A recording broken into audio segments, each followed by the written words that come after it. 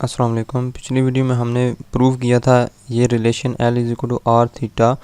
इस वीडियो में हम प्रूव करेंगे कि किसी भी सर्कल के जो सेक्टर है उसका एरिया होता है 1/2 आर स्क्वायर थीटा। ठीक है, सबसे पहले हम देखेंगे सेक्टर होता क्या है। ठीक है, सेक्टर क्या होता है। मसलन ये एक सर्कल है, कंसिडर करते हैं।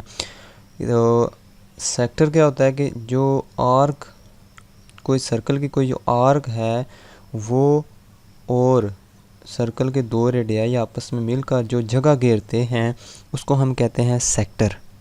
ठीक है, जैसे ये एल, ये आर्क है और ये दो रेडियाई हैं। रेडियस की जमा रेडियाई होती है। तो दो रेडियाई हैं, ये थीटा एंगल, थीटा ये एंगल है बिटवीन दीज।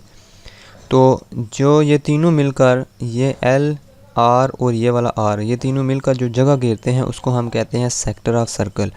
हम किसी भी सेक्टर, सर्कल के सेक्टर का जो एरिया होता है वो होता है 1/2 आर स्क्वायर थीटा।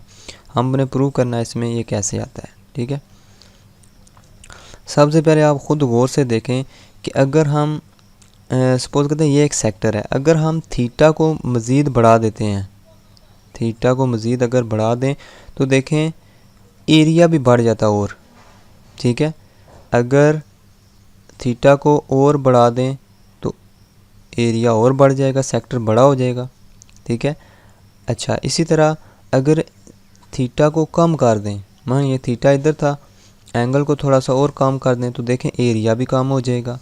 यहाँ से हमें पता ये चला कि जो area of circle, area of circle and angle are proportional. ठीक है ना, यहाँ से हमें क्या पता चला है कि जो एरिया है, एरिया ऑफ सेक्टर है वो और जो एंगल है थीटा ये आपस में प्रोपोर्शनल होते हैं। क्यों प्रोपोर्शनल? क्योंकि हमने देखा है कि अगर थीटा बढ़ाते हैं तो एरिया भी बढ़ जाता है, अगर थीटा कम करते हैं तो एंगल जो है एरिया भी कम हो जाता है। इसका मतलब ये आपस में प्रोपोर्शनल होते हैं। तो हम इस तरह लिखते हैं कि A1 A2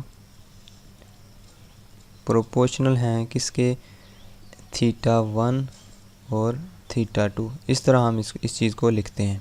ठीक है, यानी अगर एरिया क्या हो, अगर एरिया ए हो, यानी ये मैं कह रहा हूँ अगर एरिया ए हो तो एंगल कितना होता है, थीटा। ठीक है, ये पहले नंबर पर लिखा हुआ है, इसका भी पहले नंबर पर आप लिख देंगे। यानी अगर एरिया ए हो तो एंगल कितना होता है, थीटा। और अगर एरिया कितना हो जी, pi r square, pi r square हो तो हमें पता है कि थीटा कितना होता है, 2 पाई रेडियंस, 2 पाई रेडियन। क्यों?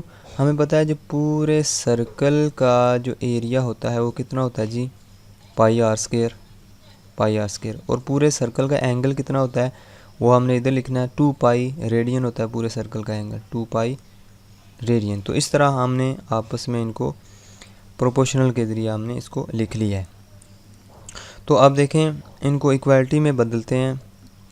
पाई r square is equal to theta radian ratio 2 pi radian.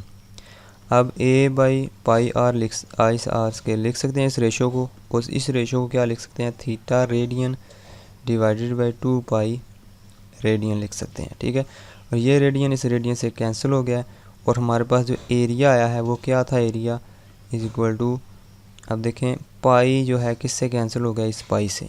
तो हमारे पास जो एरिया आएगा 1/2 आर स्क्वायर, इधर क्रॉस मल्टीप्लाई होकर उधर चला जाएगा, थीटा उधर रह गया। तो देखें अगर एंगल थीटा हो तो कितना आता है area, R square, 1/2 R square theta. ठीक है ना, ये हमारे पास एरिया आ जाता है अगर एंगल कितना हो, थीटा हो, आर कितना हो, आर क्या है, रेडियस ऑफ सर्कल।